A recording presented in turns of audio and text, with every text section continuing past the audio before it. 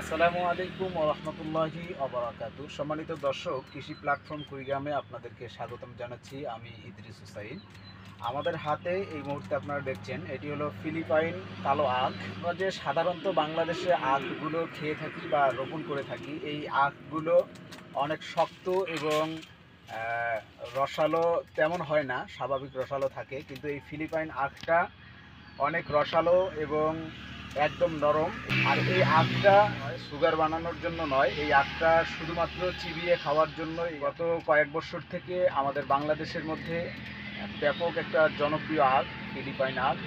এটার চাষ বাংলাদেশের বিভিন্ন প্রান্তে হচ্ছে এবং কৃষক পর্যায়ে আমরা বিভিন্ন রিভিউ পেয়েছি যে এটাতে অনেক লাভজনক।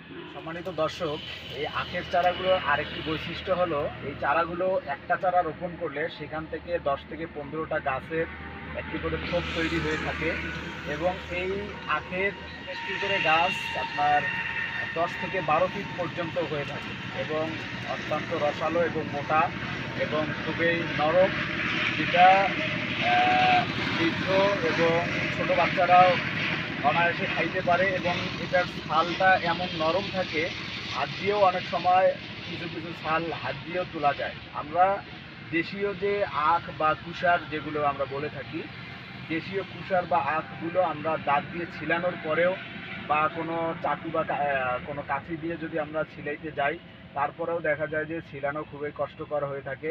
কিন্তু এই ফিলিপাইনের যে আখটা আছে বা কুষার আছে, এই আখটা আমাদের এত কষ্ট করতে হয় না, স্বাভাবিকভাবেই এটা ছালানো যায় এবং খুবই রসালো এবং খুবই মিষ্টি। এই আখের চারাগুলো আমাদের কাছে পর্যাপ্ত মজুদ রয়েছে, আমরা স্টেপ বাই স্টেপ এই চারাগুলো করে থাকি। আপনাদের যদি প্রয়োজন হয়, আমাদের স্ক্রিনে দেওয়া নাম্বারে অথবা কৃষি platform Kurigram YouTube channel, Facebook page এবং ওয়েবসাইটে যদি আপনারা নক করেন, তাহলে অবশ্যই সারা বাংলাদেশে আপনারা ঘরে বসেই আমাদের এই চারাগুলো আপনারা পেয়ে যাবেন ইনশাআল্লাহ।